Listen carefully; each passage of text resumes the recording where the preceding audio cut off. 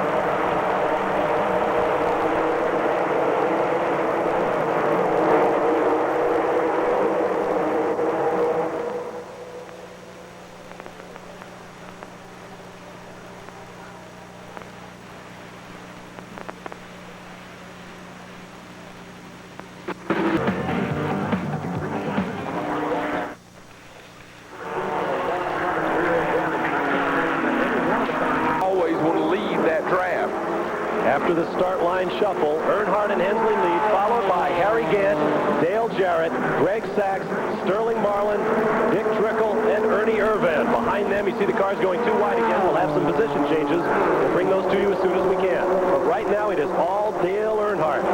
There you see the young man from Kannapolis, North Carolina, the Intimidator, they call him. And that is Jimmy Hensley, who has never won this race. In the number 25 car, the blue car right behind Dale Earnhardt, has been a great racer. You can see by looking at his picture, Jimmy's not a high school boy. He's been through this a long time. He's a very intelligent race car driver, one of the best-liked people on pit road, one of the most respected. And he's going to hook up there, and these Winston Cup guys are coming behind him. They'll hook up. We're going to have some good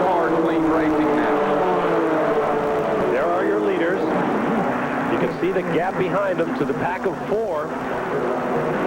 Earnhardt and Hensley up front. Earnhardt likes to lead lots of laps. I think he led the most, well, perhaps second to Rusty Wallace in last year's Winston Cup Series. He likes to be up front where the air is clean and he can stay out of trouble. They call him the Intimidator. They say he's brash and arrogant and aggressive and he'll push you around the racetrack. I don't think he really wants to push you around unless he has to, but he's not afraid to when he does. Well, he's never backed down from a fight. I will say that. But he's a race car driver, I mean, I think you see that black car, it does intimidate you a little bit, and he plays off of that. But certainly there's a lot of people out there that he cannot intimidate, and he certainly don't try with the people he knows he won't work with. Speaking of one of those folks, he's leading that second pack of 4, Harry Gant, with Dale Jarrett, Greg Sacks, and Sterling Marlin right behind him. 112 miles an hour, the average speed to this point, because of the lengthy caution period. That is well under the record of 162.6 miles an hour set back in 1978 by Darrell Waltrip. Here is the battle for third. Gant to the left of your screen, followed by Dale Jarrett, Greg Sacks, Sterling Marlin. As we looked at the 46 car there of Greg Sacks, you can see the windshield kind of flopping in the wind. There are tremendous forces on these cars. Let's talk about these cars for a second. Harry Gant's car is owned by Ed Whitaker. 2 years ago, they won 5 races. They dominated this series, even though they ran a limited schedule. Then we come back with Dale Jarrett in the 32 blue and white car right behind him. He's a Winston Cup driver, a lot of experience. He doesn't have a Winston Cup ride this year, and he's trying to show a lot of people in Daytona, you need to put me in a big-time car. Greg Sacks, same situation. He's in one of Robert G's cars, the green and yellow car. And Robert G has one of the finest race cars in America, best motor program, Rick Hendrick's car, movie. I think it's Tom Cruise is not driving it. It is Greg Sacks, but Tom Cruise is doubling the movie. We're back up to the front once again. Earnhardt in number 3. The 25 is Jim Hensley. Let's get a quick word from Neil Bonnet. Well, there's no doubt there's a big race on the racetrack, but this is the biggest scramble I've ever seen in the garage in quite a while. These guys have got to race just to get these race cars back together. If a man can get one of these things rolling again, he's talking about finishing in the top 20 in points. There's a lot of races. That's a big game for him. So these things are beat all to pieces, but you're going to see some of them rolling again in a little bit. Well, to reiterate what Johnny Hayes said earlier, if you can get out and just make one lap, you've already beaten all the guys who stayed in the garage. You couldn't tell clearly by that picture, but that was Tommy Ellis in the Goo Goo Clusters uniform with a hammer in his hand, and I'm sure he's mad enough that he could beat that car real well. So he's going to work real hard. We have the Kenny Wallace car coming slowly down pit road, going behind the wall. I think he's calling it a day. Tough break for a man who sat on the pole for this race in his first appearance last year. Boy, you better believe that got everybody's attention. Now look at the way the gap is closed up. Harry Gant, with the rest of the crowd behind him, is closing right up behind Jimmy Hensley and Dale Earnhardt. And again, that's drafting. 4 cars together will run faster than 2 cars together. And as I said, now they'll make a train and go. But I think we'll get some racing here. Looks like Harry Gant wants to make a move on Dale Jarrett right away. But I think we'll get some real good racing here now. And there is the work continuing in the pits.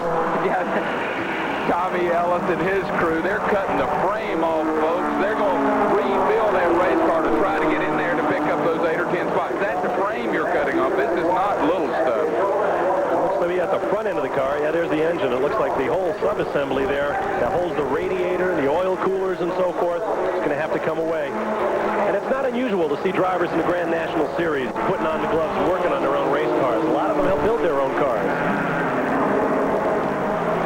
You see these guys here, right here, pulling this oil cooler off. This little V6 engine will not run without that cooler.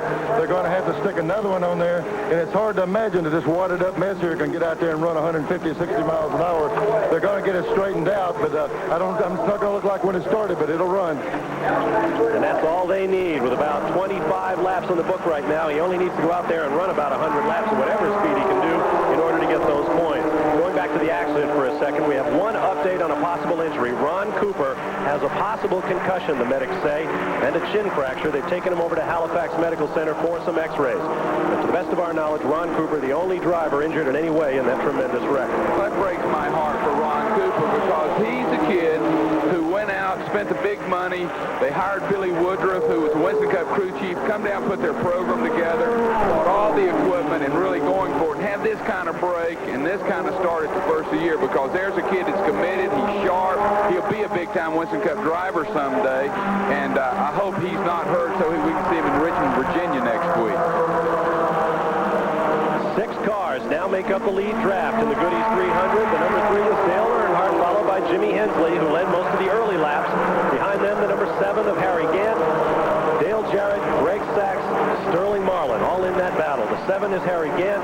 32 is Dale Jarrett, who almost won this race last year, but he and Rusty Wallace had a certain coming together. The next thing Dale knew, he was in a heat at the base of turn 4. Plenty of action still to come your way in the 32nd running of the Goodys 300 on Prime Network. Stay with us. Through turns 3 and on to turn 4, the infamous tunnel turn at Daytona International Raceway. You're watching the top 6 runners in the Goodys 300 here on Prime Network. Bob Barsha, Johnny Hayes, Steve Burns, and Neil Bonnet with you. The number 3 car is Dale Earnhardt, who has taken over the lead just before a tremendous accident wiped out a baker's dozen of cars. Behind him is now Dale Jarrett, I believe, has now made his way into second place. Behind him, Jimmy Hensley, who led early on. Greg Sachs after him. Harry Gant has faded from 3rd position back to 5th. And running in 6th position is Sterling Marlin. Down the long back straightaway they come and into turn 3. Meanwhile, there is another race going on after that huge crash we had. And as you watch Greg Sachs going underneath Jimmy Hensley for the 3rd spot, let's go quickly down to the garage and hear from Neil Bonnet. Well, this is not the same car. This is Rick Mass. We've got a bunch of them that look like this down here. I'll be the first one to tell you there's nothing that feels any better than one of these well-prepared race cars running 170 miles an hour. Excuse me, we've got a spin out on the straightaway, Neil. It looks like the number 74 car of Kelly Moore out of New England from Scarborough, Maine, runs the Northern Busch Grand National Tour. Looks like he's got that Chevy just kind of looped sideways on the backstretch. Big cloud of blue tire smoke still on the racetrack. Caution is out. And he's going to limp it around. We'll wave the yellow flag in the meantime and bring the field behind the pace car. Kelly Moore basically looks untouched at this point. Just kind of lost it off of turn 2 and got sideways down the long back chute. Okay, I'm ready. Okay, let's go back down to Neil Bonnet. As we were saying before, there's nothing that feels any better than one of these race cars prepared to go 170, 85, 90 miles an hour.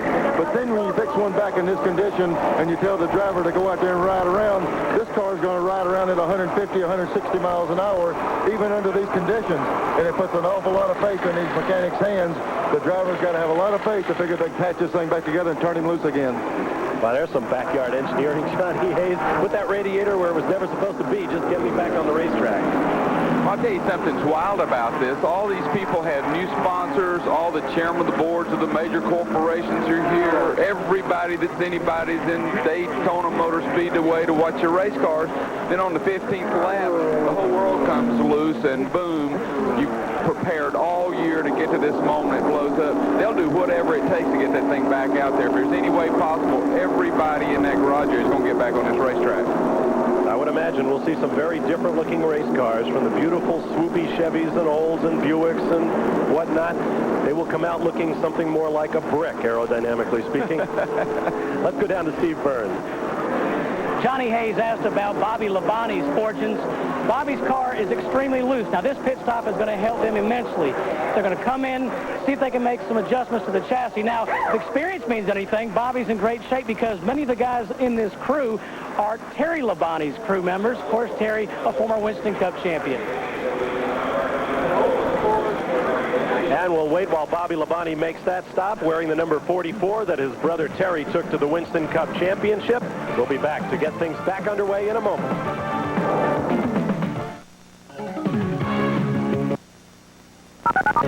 This is Sunshine Network, Florida's home for sports and public affairs. Pitching Grid Busch Grand National Race. How's that for a title?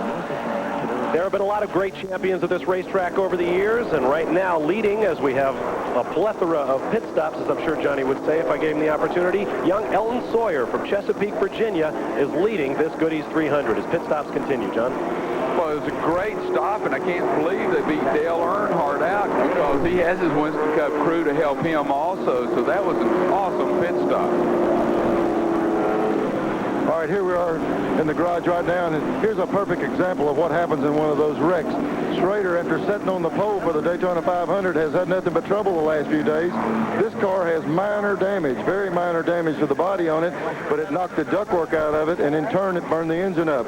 The heart of this race car is gone. These other ones that are beat all the pieces are still, the motors are running. They're going to be back in a race, and here's a good contender out with an engine gone. Meanwhile, the action continues on Chuck Bound's car right there. And they've brought out the welding torches, cutting torches, I should say. They can't get the hood off without just chopping it away. They may need some more air on that car. They'll just leave that one off.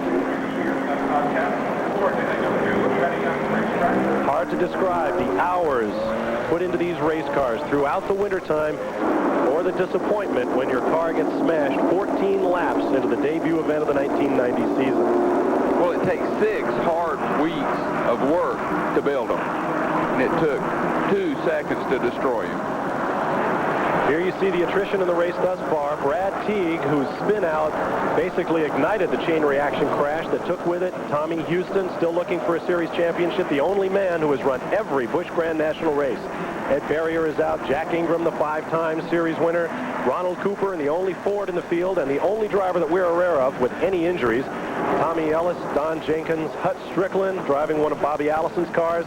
Mike McLaughlin, the modified champ, whose car was totaled in a wreck yesterday in practice. His crew worked all day long to get the car back into the field, and it is now gone. Kyle Petty also out.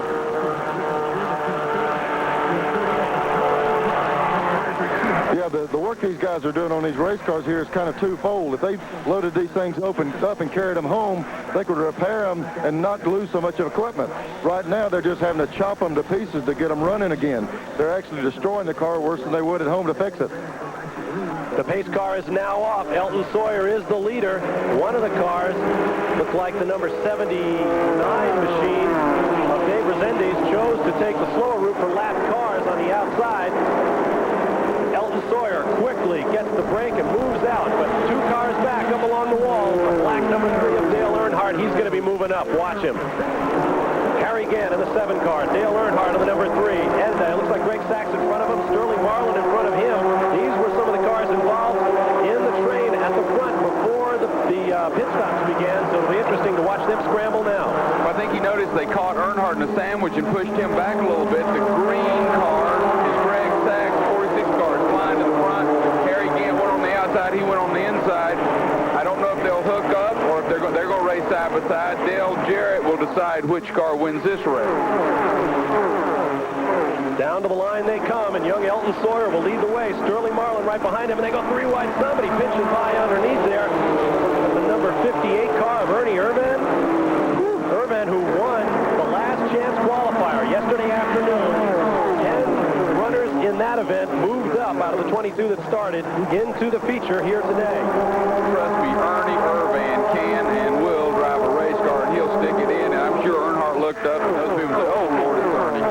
And Dale knows him well. I think he bankrolled some of Early's Winston Cup efforts. Yeah, he was his car sponsor. Sterling Marlin goes underneath the number 41 of Elton Sawyer. Right behind him, handsome Harry Gant. Looks like Dale Jarrett going to take the measure of Sawyer. Behind them, Greg Sachs, and then Dale Earnhardt. Sachs in the bright green and yellow car. He's going to go 2 wide with Jarrett. Wow. He went off the racetrack almost. He went below the white line to take it 3 wide, and that's the kind of thing that will make Dale Jarrett say, "Okay, big guy, so all you folks pull your chairs real close to the TV, because this is where the action's about to happen right here. Do not go anywhere." Great example of stock car racing, 1993 cars at 195 miles an hour on that backstretch, and they are as close together as you can get. Now they bunch up more drivers behind them. Sachs getting a little bit slow there, so it's going to be Jarrett, Earnhardt. The 44 is Bobby Labonte. It looks like that pit stop did do him some good. Greg Sachs sliding back in the bright green and yellow number 46. Well, he's hung out of the draft now. He's got 5 or 6 cars in a straight line, and they are not going to let him in. They're going to try to kick him back because they know he's one of the best cars. He has to force his way up, or he's going to get hung out. Now he has a car coming down behind him that may help.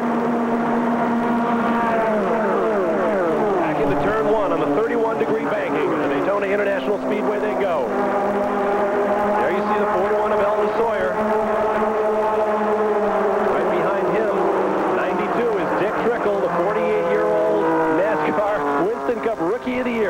48. Said he wanted to wait until he was 50 to win it.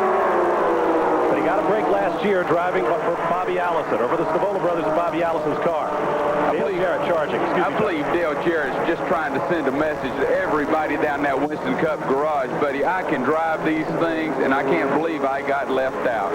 And he and the car behind him, Harry Gant, are good examples of the guys who have used the Busch Grand National Series over the years to maintain a winner's image. Go out there, get into some victory lanes in a series that in many ways is comparable to the Winston Cup Series. Make sure people get that message, the very thing you were talking about, John.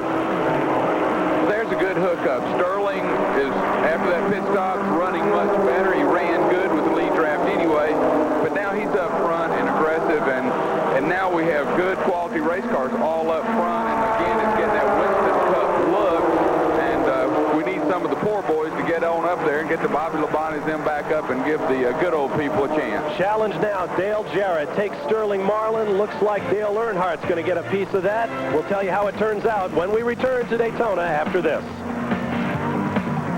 Grand National drivers, Grand National North, guys from the Midwest, everybody seems to want to come and run this race, and I guess that's what makes it a little more unique. And you don't ever assemble all of these cars at the same place the rest of the year.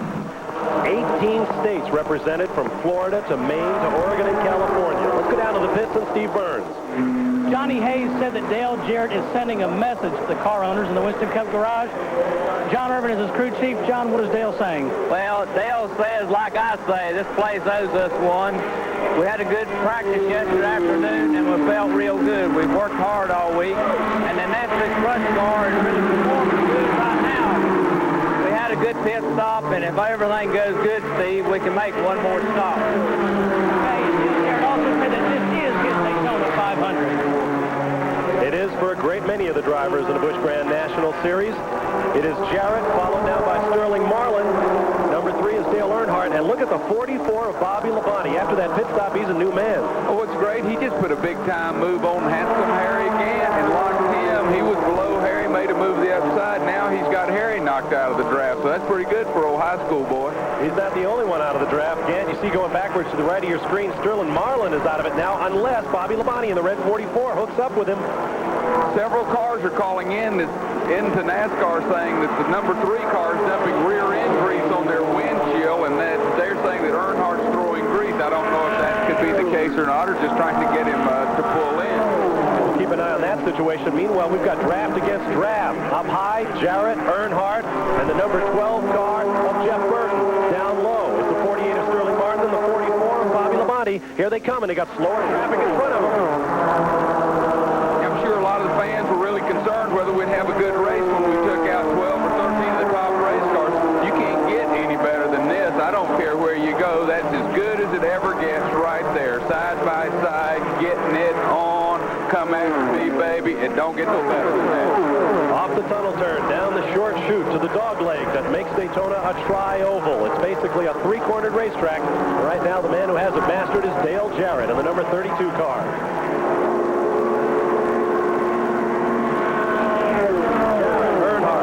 Down low and out of the draft. Sterling could be in some trouble now in the white number 48. Up high, Bobby Labonte. He's going to want to stay right there on the 3 car's tail if he can. You know, Bobby Labonte's brothers, Terry's calling all the shots, spotting for him. He's telling him where to go, so he's really getting good advice, I guess, because he's not made a bad move yet. It really helps to have someone like that talking to you. Here's a guy who rarely even gets into a super speedway like Daytona. Now he's driving the race of his life out here. He has got to be absolutely thrilled. Bobby Labonte out of Corpus Christi, Texas. Yeah, his car's the firecracker or something. I mean, he is hot. He is the whiz kid in this race, and I think you're going to hear a lot from that boy. And his daddy's one of the smartest guys that ever lived. You know, he's the kind of daddy that'll kick your butt, and you'll work on that car. And I think Bobby Labonte's going to pay attention because he don't want to drive in there and face his dad if he don't do good. Well, Dad's right there calling all the shots in the pit, along with brother Terry up on top of the transporter, coaching from on high. It is Jarrett, Earnhardt, Labonte, Sterling Marlin, Dick Trickle, Jeff Burton, and Ernie Irvin. We now are being told the black flag will wave for the number 3 of Dale Earnhardt. You see him go low on the racetrack. I don't know if he knows it's coming out. He may have been told by his pit, and he does. Dale Earnhardt peels off, and And this is going to be one angry. No, he does not. He's going to take the lead, and the black flag wins. There's the number 3 on the flag stand. He's going to have to come in, and we'll cover this pit stop. This should be a beaut. Neil Bonnet is standing by as we await the black number 3 of Dale Earnhardt. Throwing grease out of the rear of the car, we are told. And right now, Dale Jarrett is right behind him in a position to pick up a lot of it. The reason Earnhardt would stay out there as long as he could, he hopes another caution comes out for some other reason. Then he could make his pit stop under yellow. So he's going to milk this thing as long as he can until they put the gun to his head and bring him in. How many times can he go by it before they'll bring the hammer down? I believe he has to pit within 3 laps. He's coming in this time. And he is coming in hot. Let's get down to Neil Bonnet in Earnhardt's pit.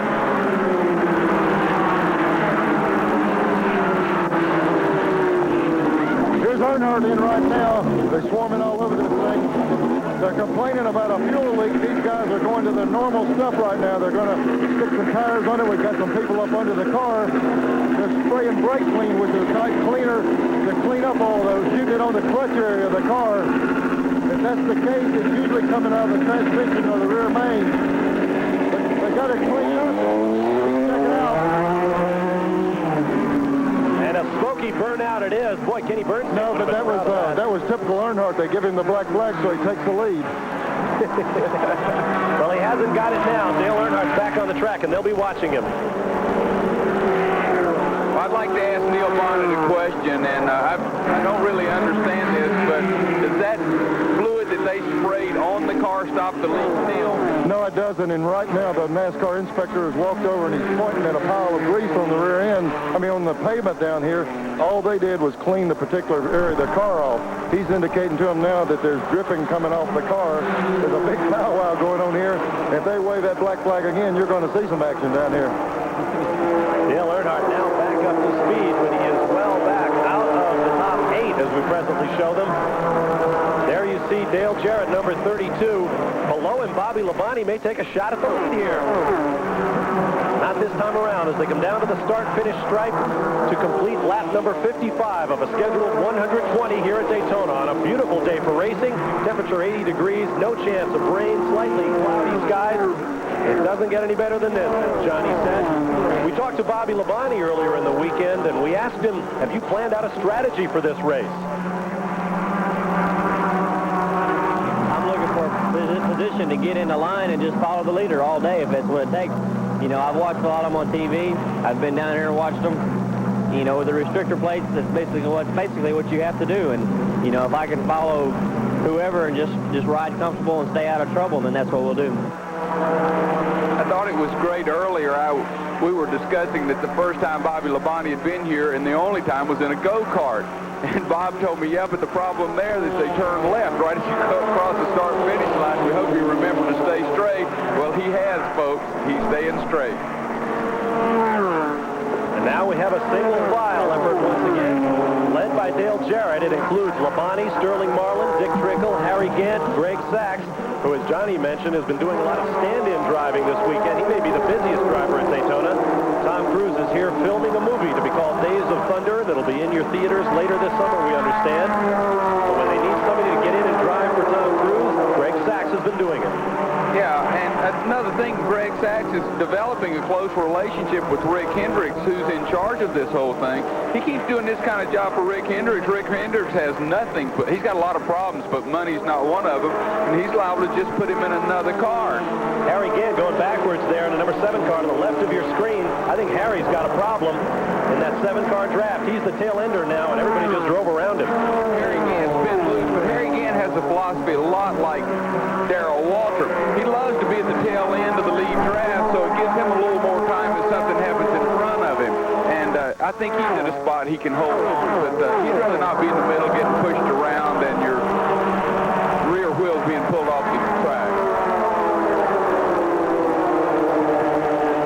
Okay, I was talking to Richard Childress. They've got a problem. Dale has just called in.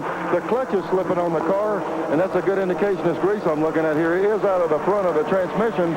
It's leaking on it. I was just telling Richard, we've done it before and shot a fire extinguisher up in there, and they're thinking about doing that to clean the plates off of the clutch and keep going. that would explain that big smoky burnout when Dale was leaving the pits. He couldn't get the car in gear, and he was spinning his wheels, perhaps. Transmission problems for the number 3 of Dale Earnhardt. He's had some hard luck. A year ago at this race, he never even made the first green flag. He had a huge end-over-end spinning crash on the infield during practice. Back on the lead now. They are just about to pass Earnhardt. The 32 of Dale Jarrett, followed by Bobby Labonte and the rest of that pack. They will put Earnhardt a lap down. Around the east end of this 2.5-mile racetrack. Love that sound. That 7-car draft with the number 7 of Harry Gant at the back contains all of the leaders. And nobody wants to be behind Earnhardt because he's throwing fluid out and it'll get on their windshield. And boy, you can't see a lick when you pour oil or grease on your windshield, and it really hurts. And so Dale Earnhardt fades into the background. Tough break for he, but Dale Jarrett is doing just fine up front. Speedway, it looks as though Dick Trickle, a 48-year-old grandfather of 2 from Wisconsin Rapids, Wisconsin, blew the right front corner on that car, the tire. Watch the car to the right of your screen, the 92 right alongside Sterling Marlin is Trickle. The rear end gets a little sideways, then they make contact. Well, perhaps he didn't blow the tire. They just got together. Marlin gets sandwiched into the wall. Yeah, lags the back of Trickle's car, and he takes a hard lick. He flat did hit it hard. Marlin, off to the right of your screen, is now spinning across the infield grass, while Dick Trickle got it slowed down and parked just beyond the pit exit. There you see Sterling Marlin,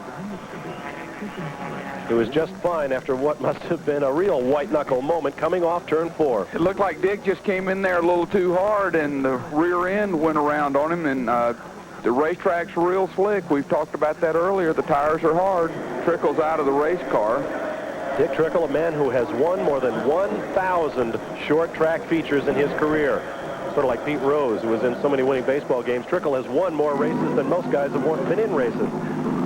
Earnhardt's in right now. They're putting tires on the car, but they're going to stop and take a look and see if they can find that problem with the car right now. They're shooting some more fluid up under the bell housing. It's in that particular area. They're lucky to get the caution flag, but they're not concerned about these tires. They're going to put some oil in the car right now. They're seeing if they can find what's wrong there. Yeah, well, while Burns was down here in the pits also, his concern's not if they can fix the clutch. He doesn't want this car to do something crazy and Dale get in the wall. He's got a lot riding on 500, and he's really concerned about his driver right now. You can see the black streak up the Goodwrench written across the back of that Chevrolet. There is something definitely burning in the back of Dale Earnhardt's car. Let's see with that back clutch how he gets out. The clutch is fixed. He gets away just fine, and that explains it. Thank you, Neil. That is the 3rd caution flag, 2nd caused by a wreck. We'll give you another look at the granddaddy that really got us off to a whopping start here in the Goodys 300. Early in the race on lap 14, a tremendous crash down in turn 3. Let's review it again. Watch the left side of your screen, the black and orange car of Brad Teague. Caught him by an inch or so. If Darrell had been able to miss him, he would have not knocked him back up into the middle of everyone. Now you're back catching current action. There goes the car of Dick Trickle, and we'll be back to Daytona for another green. Back at Daytona, the pace car is off. The green flag waves once again, and we are underway. Dale Jarrett on the point. Right behind him, Greg Sachs, Harry Gant, Bobby Labonte, and Ernie Irvan fill out the top 5 as the cars shuffle them up. That's Dale Jarrett out front. Behind him, the number 8 of Bobby Hamilton. I think a lot of folks figured that Hamilton, runner-up to Kenny Wallace and the Rookie of the Year points last year, would be a factor in this race. He's now a lap down. Behind him, the number 3 is Dale Earnhardt. I can't believe I said tough breaking heat earlier. But it has been a rough afternoon, apparently leaking something out of that Chevrolet. Earnhardt is at least 1 lap down. And Dale Jarrett, with those lap cars between him and the rest of the pack, has got room to move. Well, Bobby Hamilton caught a break there because Earnhardt pulled right up behind him and pushed him. Now Earnhardt's going to dust him and jump right in behind Dale. But he did catch a good car so he could get right in line and get the draft, so maybe he can hold on there. The green number 46, that is Greg Sachs. He's going to want to get around Hamilton as quickly as he can and not let Dale Jarrett get away from him. Now the draft closes up once again. Behind Sachs is Harry Gant. Behind Gant, Bobby Labonte. Onto the backstretch they go, getting up to full speed, maybe touching 200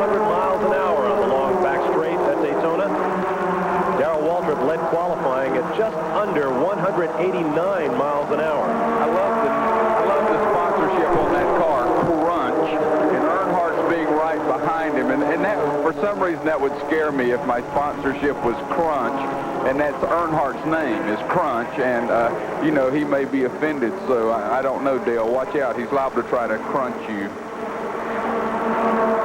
I talked to Dale Jarrett's crew chief, John Urban, and asked him if he could go the rest of the way on gas. He said they had to stop one more time. I came here to Harry Gant's crew, which you're looking at. They say they can make it. It's going to be close, though. Thank you, Steve Burns, sharing duty with Neil Bonnet down there in the pit lane in this Goodys 300. There is the 46 of Greg Sachs, movie star to be when the movie Days of Thunder premieres later this summer, starring Tom Cruise. He's been putting in a lot of miles in the car for the leading actor. Look at that hood wobble up and down in the airflow. Tremendous stresses on these cars. This is a Chevrolet Monte Carlo, winner of more Winston Cup races in the last decade than any other model. Bobby Labonte jumping under Harry Gant. You can see Harry Gant's car is getting a little loose going up, and Bobby Labonte's been able to jump under him. But I'm telling you, Bobby Labonte and Greg Sachs have also driven flawless races, and this is really a shock. But Bobby Labonte is scaring me because he's supposed to start, okay, we've seen people flash in here and do this before, but he's hanging in there with these guys. He could win this race. Bobby Labonte right behind Sachs, who won the Pepsi 400 here at Daytona a few years ago. Surprised everybody, driving a research and development car with Gary Nelson as his crew chief. Earnhardt looks to have a little bit more horsepower once again. And Dale Jarrett gets nudged up the racetrack by Greg Sachs. Bobby Labonte's going to take advantage down low in the red and black number 44. Okay, and you notice there, the two cars were able to push him up the track and go under, but Bobby didn't have enough to go with, so Dale was able to jump back in. We've got a caution. Debris on the racetrack. Everybody will get a chance to catch back up. And this will solve the problem Steve Byrne referred to earlier. Guys that were close on gas will now have a chance to fill up. There is Greg Sachs. Interesting to watch him driving behind Earnhardt. That is the Monte Carlo. Earnhardt is in the new Chevy Lumina model. It used to be that this was a late model stock car series, but now the Luminas are legal. It's a current model series. And everybody's wondering about this exotic paint job, and with City written on it, that is the movie car that you will see in the Tom Cruise movie. That's the car that Tom Cruise will be driving. There is your attrition, Brad Teague, who ignited that huge crash, took out Tommy Houston, Ed Barrier, Jack Ingram, Ron Cooper, Steve Grissom, and a host of others. Ellis Jenkins, Strickland, McLaughlin, Kyle Petty, Michael Waltrip, all involved in that crash, as was Jack Sprague. Darrell Waltrip also in it. Schrader also in it. Jeff Purvis suffered injuries to his race car that eventually knocked him out. Sterling Marlin and Dick Trickle, the most recent to drop out after getting together coming off of turn 4. Now, by passing that lead train, Dale Earnhardt has gotten himself back on the lead lap, so we may not have heard the end of old Dale at this point. My man Neil Bonnet, he's one of the smartest people in motorsports, and this is usually when he would come up with a real clever statement for me. Help me out, Neil. I'll step in here, Johnny. Where 70 is laps Neil? complete of 120. He's my man, and he let me down. I'm trying to talk, and I wasn't hooked up there, but there's nothing clever about the fact that that little black race car just slid back in the lead lap. And on that last caution, it was kind of overlooked, but he got that problem straightened out. They've got the leak stopped, and it looks like he's going to be a factor in this race again. That's what I always say when I can't think of anything, Neil, is that my microphone wasn't working. You saw Greg Sachs make his stop with his gaily attired crew. Here comes Dale Earnhardt in, and I tell you what, we're going to keep an eye on him. I don't think Earnhardt is out of this by any stretch of the imagination. I don't want you to ever use that word again here in stock car racing.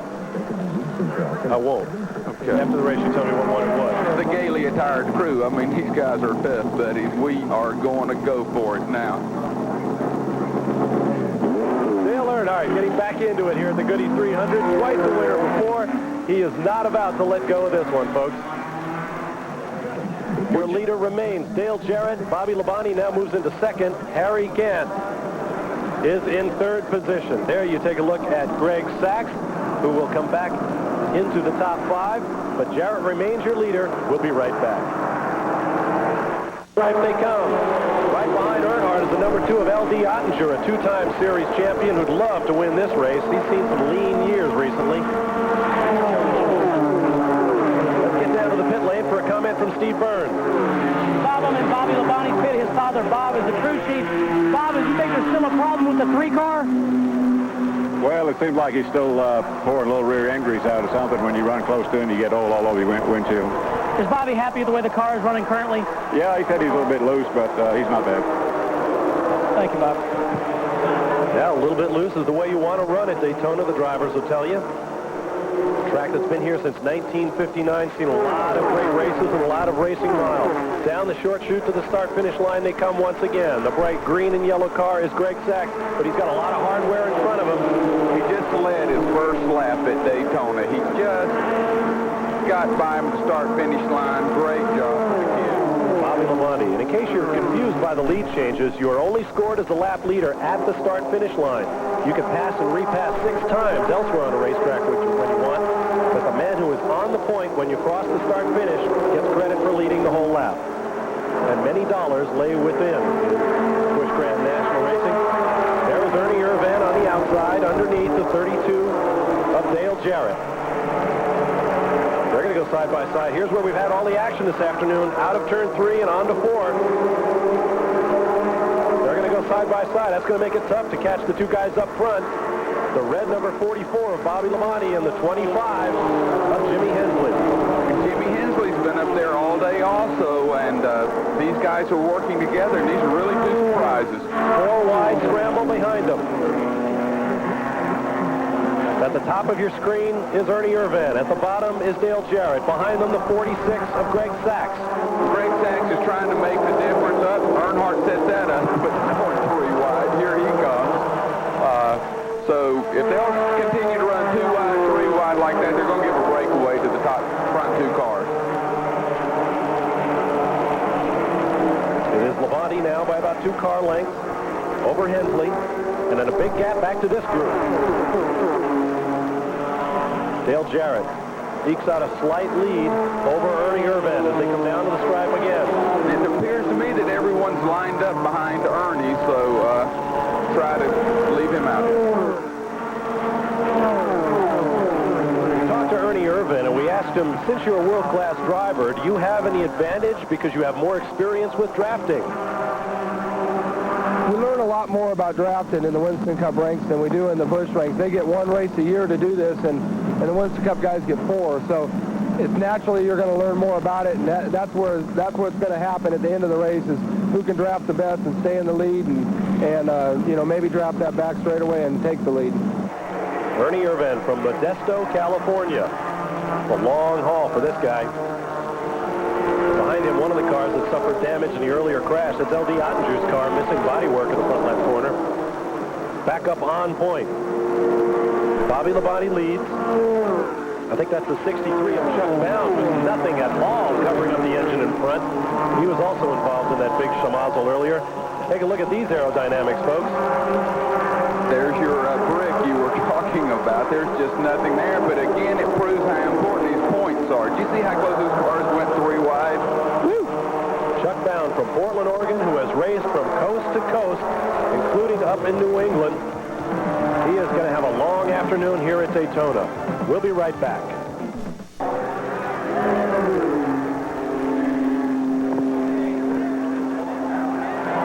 80 laps now in the books at the 32nd Goodys 300 at Daytona International Speedway. 40 laps remain of this great 2.5-mile super speedway.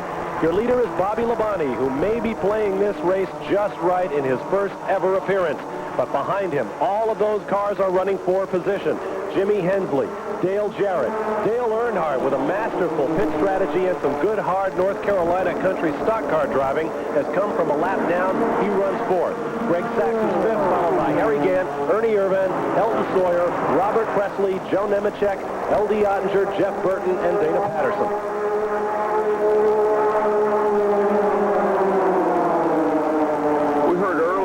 That the Dale Jarrett team felt like Daytona owed them one. If you remember last year, Dale Jarrett was real close to winning this race. He had contact coming out of turn 4, lost it right at the end of the race, and I think that's what they're trying to say is, hey, we ran good all last year at this event, and they seem to be on the same kind of scale this year. It is now, once again, a 6-car train up front. Labonte has been hauled in along with Hensley, and it's anybody's race. You've got to wonder about a guy in his first time in a 300-miler on these high banks. With all of that talent, all of those ponies behind him, he's just got to be squeezing the juice out of that steering wheel, I would imagine. Even when your bloodlines do come through the Labonte family. Well, you can't explain it. Last time he was at Daytona, he was in a go-kart. And now he comes out here running that good. Is he trying to say that it's not just tough to get around this place? This is one of the hardest racetracks in the country to get around at speed. And it just showing the boys got a lot of natural ability and a lot of coordination, a lot of good coaching, and a real good race car and motor program. 6 cars with a shot as the laps run down. 38 laps to go. There is young Bobby Labonte. He's better looking than Terry, I think. Here's Jimmy Hensley in the 25 car with a few more miles under his belt. Right behind him, Dale Jarrett. Each of these cars has led at some point today. Dale Earnhardt in the 3-car in 4th position has also led, as has Greg Sachs in 5th and Harry Gant in 6th. I'd love to ask Neil Bonnet a question thinking about Bobby Labonte here. Neil, the first time you ever came to Daytona, what did it feel like when you hit this place, and did you lead the race most of the way? I was very fortunate, just like Bobby Labonte's got Terry working with him. When I came down the first time, I had Bobby Allison working with me, and he said it's simple. You just go out there and hold the throttle wide open. But he didn't tell me about these turns on the end of the straightaway. The racetrack almost defies the fact that you can go around there, and once you master the fact that you can hold it wide open, then you just got about 40 guys you got to deal with beating and banging on all sides of it. And I did take the lead, but I also showed them how to turn the thing around backwards down the back straightaway, so I didn't pay a whole lot of attention the first time. Well, you've come along pretty good, and I'm proud of you. Well, Bobby's aiming a little bit straighter than I did the first time. We've got a pass for the lead as Dale Jarrett in the number 32 Nestle's Crunch Pontiac goes right underneath Bobby Labonte's Oldsmobile. Labonte may have wanted for that to happen. He wanted to follow in this field, and anybody who has seen a slingshot off of turn 4 at Daytona will tell you when you get down to the late laps, you don't want to be on point necessarily. Well, again, I think it's smart for Bobby to follow because he's trying to experiment with lines. He's never done it before, and he's out there in an educational program. He knew that going in, and I think he's driving a real smart race. Talk about on-the-job training. Dale Jarrett hoping to win his second career Busch Grand National race. Dale, along with Tommy Houston, who is now out of this event, one of the drivers who had run every Busch Grand National race since the series was founded in 1982. Dale then got himself a Winston Cup ride and stepped away for a few events. Now he finds him back as a series regular.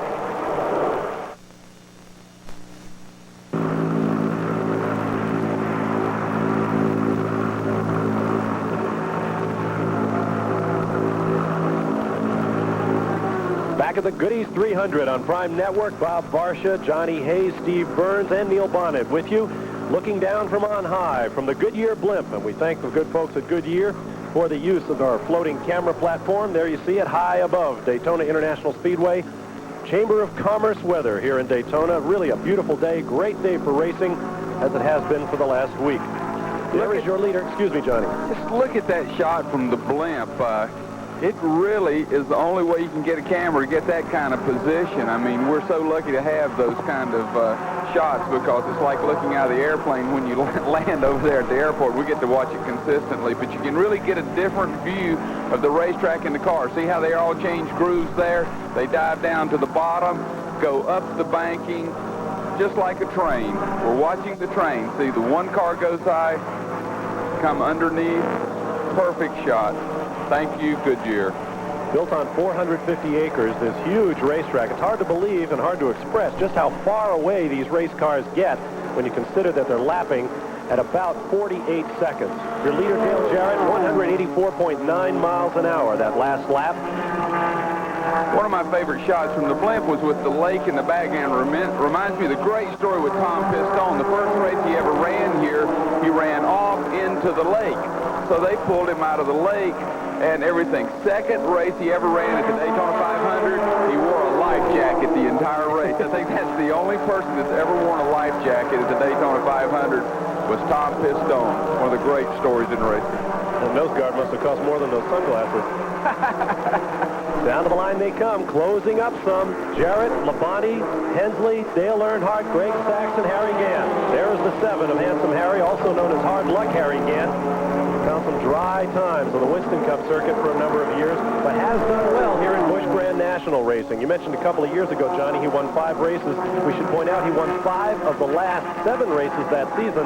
Everybody said, wow, Harry Gant is back. He also picked up a couple of events last year and some poles to go with it.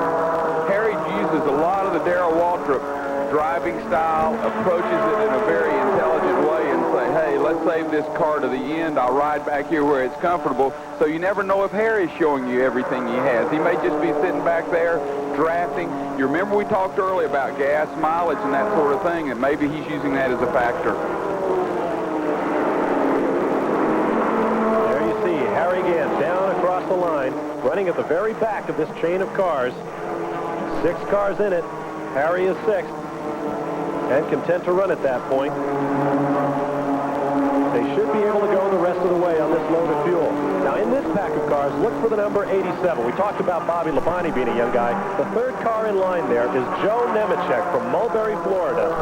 A year ago, Joe Nemechek went running on the short track All-Pro Series and won it, both Rookie of the Year and the Series Championship. He's out here now in his first Busch Grand National race. He started 38th in this field. He is now running in 8th position. He's done what a young guy should. He's kept his nose clean, stayed out of trouble. His crew chief is Donnie Allison, who knows a thing or two about getting around this racetrack. And Joe Nemechek is doing real well today. In fact, we asked Joe before the race, this is your first time here, what's the scariest thing about driving at Daytona? I think the worst part is when the car starts bouncing back and forth and you don't know what's going to happen. Just the turbulence of the air starts moving the car around, and coming off of turn 4, you know, the wall's coming up and here you are bouncing around and you don't know what's going to happen. But normally the car just follows right in the same airstream. Well, I thought he was going to say the toughest part would be having to face Donnie Allison if you didn't do what he told you to do, because he's another hardcore, you do what I tell you to do, or watch out, boy. 11 lead changes among 8 drivers. Keep in mind, we've actually had more lead changes than that, but since you only score the lap leader at the start-finish line, we've only had 11 when they get all the way around. Right now, it is Bobby Labonte back on point. Brother Terry looking on and coaching from on high. Father Bob calling the shots in the pits, wearing the number 44 that took Terry Labonte to the Winston Cup Championship a few years ago. It's unreal. Terry was real concerned about this race for Bobby not to go out and embarrass himself. It's his first big shot in front of his sponsor. And I'm sure they're sitting there thinking, now is this Fantasy Island, man. Go out here the first time and got a shot at winning. We've run up front all day. No matter what happens now, he's proved to America the boy can drive a race car. Getting 3 wide now off of 4. This is the battle for second place. You see Dale Earnhardt has come underneath. Earnhardt is on the lead lap. He is in 3rd position. He has now got Dale Jarrett behind him and Greg Sachs behind them. Great racing here at Daytona, and there's a lot of great racing coming your way on Prime Network. Be sure to watch This Week in NASCAR every Thursday night before each NASCAR Winston Cup race. Plus, Eli Gold will let you, the caller, talk to your favorite NASCAR personality. Consult your local Prime Network affiliate for exact times and dates This Week in NASCAR in your area. There's a look at Dale Earnhardt, and don't forget, next weekend on Prime Network, we'll be bringing you flag-to-flag coverage of the Richmond 200, the Busch Grand National race from Richmond International Raceway, and that is going to be a very different race, I would guess, Johnny, from what we're seeing here on the Super Speedway. Oh, I can't wait to get up to Clay Earl's new racetrack. That thing is gorgeous. It's the kind of racetrack where you get head-to-head, and it's a fun racetrack to go to, different attitude. Paul Sawyer will be glad to hear you say that. I'm sorry, Paul Earnhardt Sawyer. running alone. Greg Sachs now battling to get around Dale Jarrett. Harry is right on Sachs's bumper. I think Harry may have more than he's showing right now, Johnny. Well, you just never know about him, but I think he was in the draft there. Now they're running side by side. One of them needs to give here, or they're going to lose the draft totally. Maybe Harry should just go ahead and let Dale go and jump back under him unless Dale's got a problem. There he goes. The number 7 tucks in behind. You bet. You can't take the chance of losing the draft, or you can get out of this show real quick. 96 laps. We'll have 97 laps complete when we come around. That will leave 23 laps remaining in this 120-lap, 300-mile contest. The The winner will take home $34,000. Without the help of an additional car. And as we explained earlier, 2 cars run together much faster than one, so that shows you how strong Earnhardt is. He's coming now. Bobby Labonte being left to run alone. Now, once again, Jimmy Hensley tucks up behind. Hensley might have taken a look behind and seen Dale Earnhardt coming and thought, wait a minute, I better get right up here behind Bobby and see if we can put a couple of car lengths on that black number 3. But it isn't going to work. Look at Earnhardt right up. I think he's going to take Hensley on this corner. He's going to come right up underneath him. Nope, tucks behind as they head down toward the tri-oval. Oldsmobile, and Chevrolet in the top 3 positions here in the waning moments of the Goodys 300. Don't you know the Oldsmobile people are tickled to death with this kind of performance in this Busch Grand National Series. We mentioned that it's totally V6 engine. Once upon a time, V6 engines were going to be the toast of the big Winston Cup Series, but it hasn't turned out that way. Busch Grand National Racing is the only place you'll find the fastest V6s in the world. Bobby Labonte is your leader over Jimmy Hensley, Dale Earnhardt, Greg Sachs, and Dale Jarrett. Back at Daytona, while we were away, leader Bobby Labonte and Jimmy Hensley pitted. We have a new leader, and his name is Dale Earnhardt. He has come back from 1 lap down, despite throwing lubricants off of that car and getting a good close look from NASCAR. Even a slipping clutch problem has not kept Dale Earnhardt off the lead. The 2-time winner of the Goodys 300 looks like he wants another one today. Well, those appear to be routine pit stops.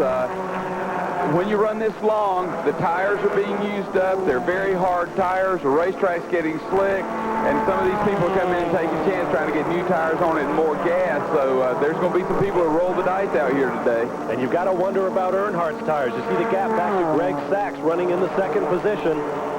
18 laps remain.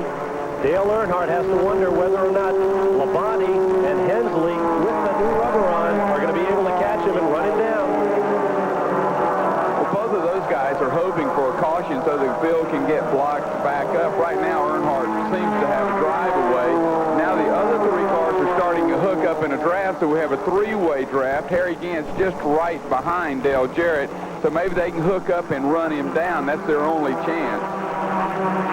There's Greg Sachs in the 2nd position with Dale Jarrett and Harry Gant right on his tail. If those guys can hook up, they might have a shot at running down Earnhardt. But the laps are beginning to run down. Now, Dale Earnhardt, of course, is a 3-time Winston Cup champion. He doesn't need to run in the Busch Grand National Series, so we asked him, Dale, why run in the Busch Grand National? A lot of the races we run through the season, it really helps us for the Sunday races, the Darlington races, the Bristol race. Daytona's a lot of fun to run. I got some guys that work on the car back home, and you know, they enjoy it. Goodrich sponsors the car, so we got everything pretty much worked out financially. So it's a fun deal, and I can get a little idea of what the track's going to do for Sunday's race. And they enjoy racing too. Busch Grand National often runs on Saturday before the Sunday event. Let's get a comment from Neil Bonnet in the pit lane. Well, he might really enjoy racing today. I just talked to his guys. He went 51 laps on the last tank of fuel. He just had 50 to go this time. That was the reason he was sitting there behind those guys. He closed the gap up. He rode along in 3rd and 4th to make sure he had some mileage, and they don't have any intention to stop in that little black car. And I really respect Earnhardt running here for training, but bottom line, last year's winner took home $34,457, and he's not having to race some of the really tough guys. And he owns this team. This is Dale's own team. This is not a Richard Childress team. So, old Dale, you know, another 34 grand in your back pocket wouldn't hurt that bad. We do it because we love it. Guy makes an estimated $2 million a year racing stock cars. Don't you love rich people? I mean, they covered up rich, and they sit there and say, well, I just do it because I love it, and I feel special for this opportunity, and I try to have my car on Sunday. Give me my $34,000. I'll catch you next week. The poor guys are sitting there saying, I hope I can make enough to pay my tire bill. Which can run you about $6,000, $7,000 a race. Yeah. So if Dale's needy, he'll take his money and give it to all the poor guys. There is Greg Sachs. This is the battle for 2nd place. Dale Jarrett behind him. There is the gap up to this guy, number 3. Dale Earnhardt showing the way here in the late laps of the Goodys 300. Let's go back to Neil Bonnet. Well, I know where Johnny Hayes is coming from. He used to own these race teams, and he always liked for somebody to get out there and do all the work for him, and they gave him half the money. Earnhardt just decided to take it all, and poor old guys like Johnny Hayes, he's just crying the blues now. Oh, that's ugly. That hurts me that you turned on me because you are always my man and my hero, and I'm going to talk a little bit later about you. Thank you very much. The gap is beginning to close on Dale Earnhardt. It's going to be another great Goodys 300 finish. We'll show you what it looks like when we get back.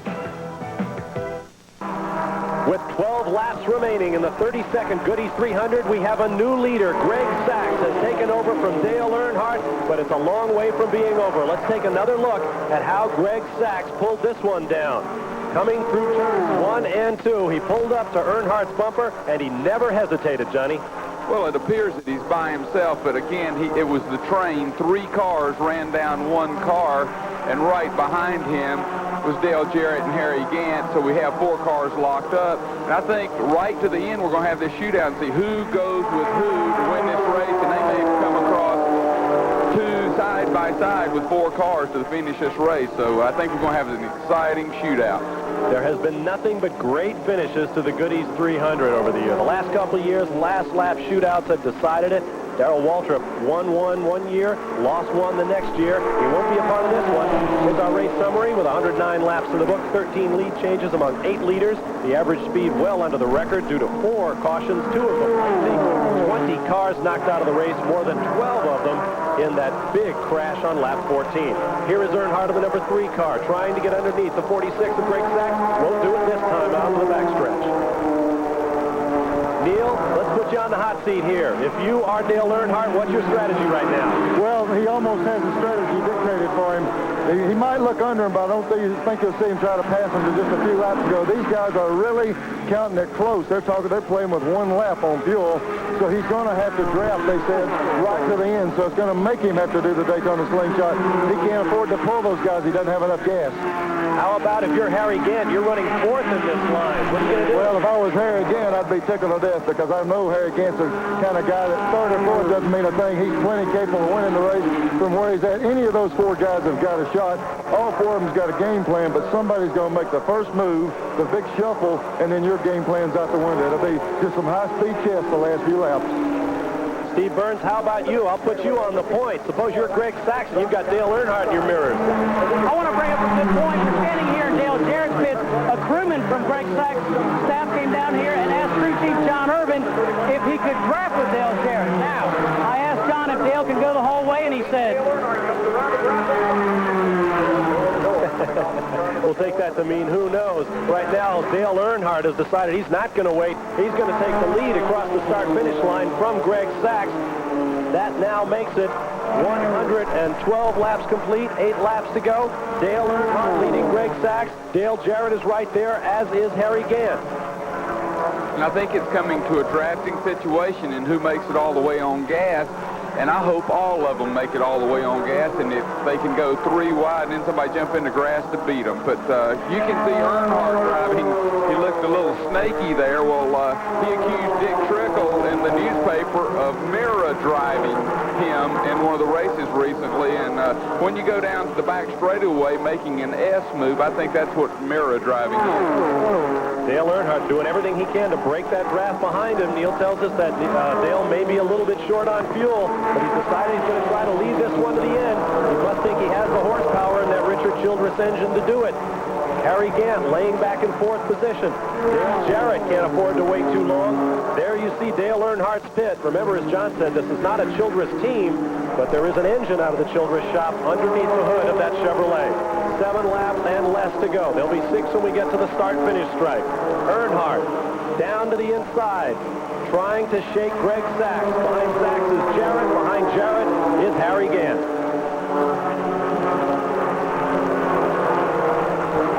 It has been a great race. We have had everything you could ask for, including, unfortunately, some enormous crashes. But fortunately, no one has been seriously hurt to the best of our information at this point. Ronald Cooper has got some X-rays to check up on his chin in that early crash on lap 14 that took out more than a dozen cars, and it has come down to this with 6 laps to go. Earnhardt, Sachs, Jarrett, and Gant.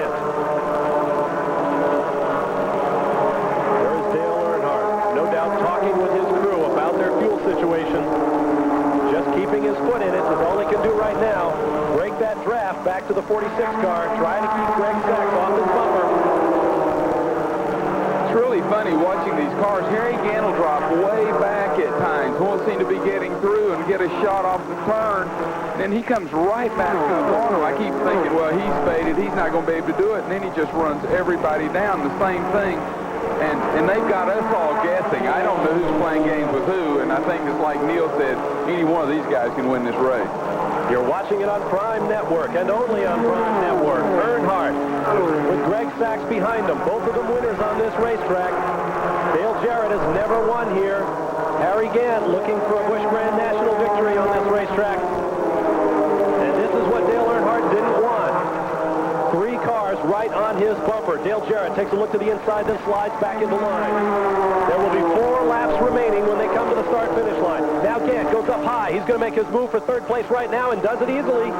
Gant demotes Jarrett to 4th. Keep your eye on the green and white number 7 of Harry Gant. His next target will be Greg Sachs in the number 46 Chevrolet.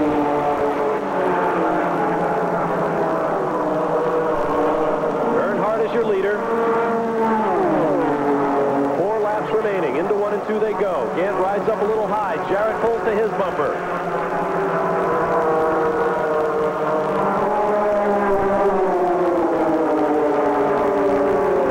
Now Gant looks to the inside with Jarrett right behind. Tugs back in the line. Let's see. Harry seems to like this east end of the racetrack. We'll see if number 7 takes on the 46 here. It looks like Jarrett's going to make a move. We want 3rd place back.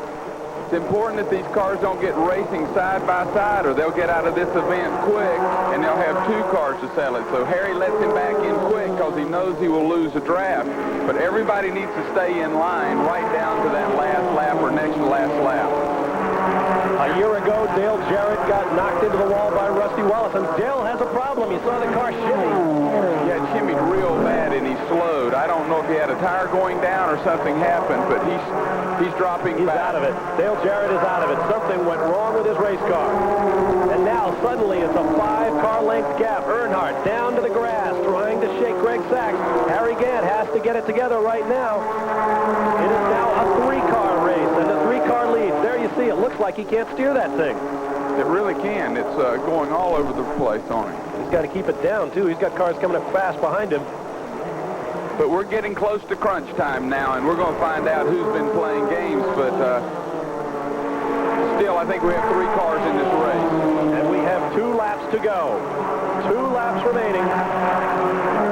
Earnhardt, Sachs, Harry Gant. I think what Harry Gant's chance is, if Earnhardt and Sachs go side by side, then he can get the sling. Ooh, Sachs went sideways, jumping around there. So they're driving it to the very end. But the chance that Harry has, if they can go side by side, that he could slingshot at the bottom. 80 degrees is about when the oil starts to come up to this racetrack, and Gant takes Sachs quickly for 2nd. Harry Gant struck really quickly. Well, I think that took Greg's breath. He had to lift to get out of it. The car was just really fishtailing back, and now Harry Gant's here. The crowd is standing up, and it's 2 old great ones, a Bandit and an Ironhead. White flag, 1 lap remains, and these are the war horses. It is Dale Earnhardt against Harry Gant. Greg Sachs in the 3rd position is not out of it yet. It is hot. The track is slippery. The tires are old. If anybody has good rubber, it's got to be Earnhardt. He stopped most recently. There is his crew. The other key is who's Sachs going to go with. If these 2 line out, Sachs could determine the winner. Out to the wall goes Harry Gant. Dale goes out to block. Now Gant dives underneath. He's got to get a running start at him to slingshot pass. This is the last turn. Watch Earnhardt's using the traffic real good, and he's got 2 cars in front of him. Harry and Greg both had to jump under. Ooh, Earnhardt dove to the bottom of the track. They've got cars in front of them. It's Earnhardt, Gant, and Sachs. Dale Earnhardt opens up a quick car length, goes low, and takes the checkered flag. Dale Earnhardt wins the Goodys 300, coming back from a lap down with a masterful performance and a great job by his pit crew. Harry Gant unofficially 2nd, followed by Greg Sachs.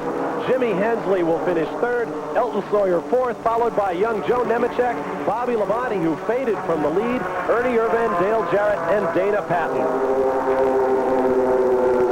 And Harry Gant pulls alongside and waves out out the window to Dale Earnhardt. Another vintage performance and the third Goodys 300 victory for Dale Earnhardt. 4 years between each. We'll be back.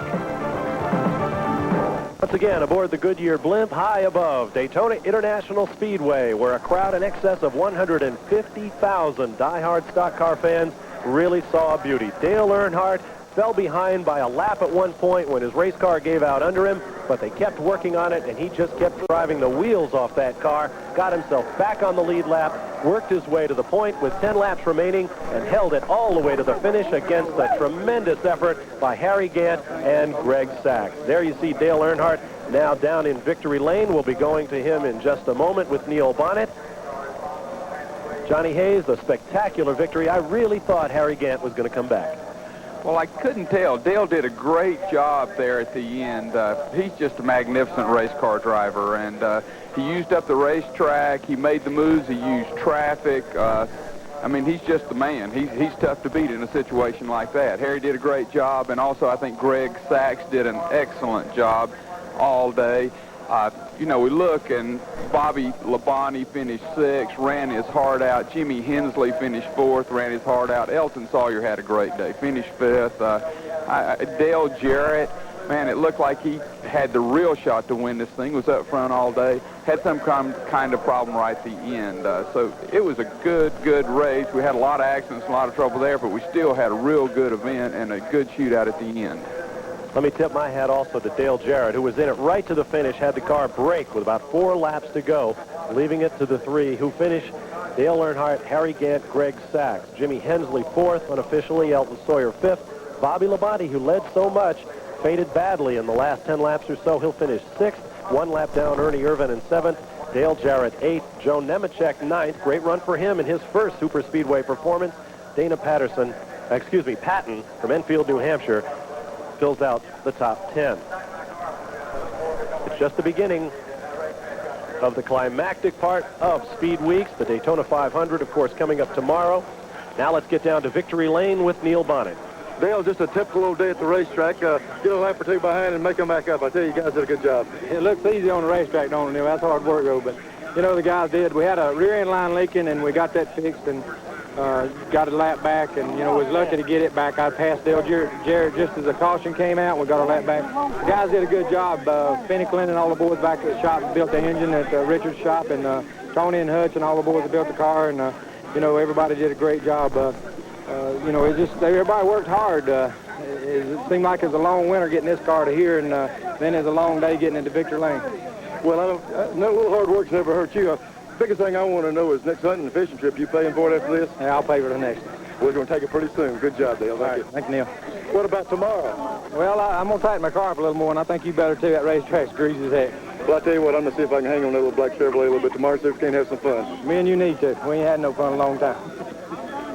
Thank you, Dale. Earlier this week, Dale Earnhardt said, a lot of guys have been taking this cat for granted in the last few races of the 1989 season. I am back, and I'm going after it more aggressive than ever. And he certainly did today, coming from a lap down, taking the lead, and with it a victory to be worth in excess of $34,000 from a record purse of $426,000. The richest race in the Busch Grand National Series for 1990 belongs to Dale Earnhardt. Goodys 300.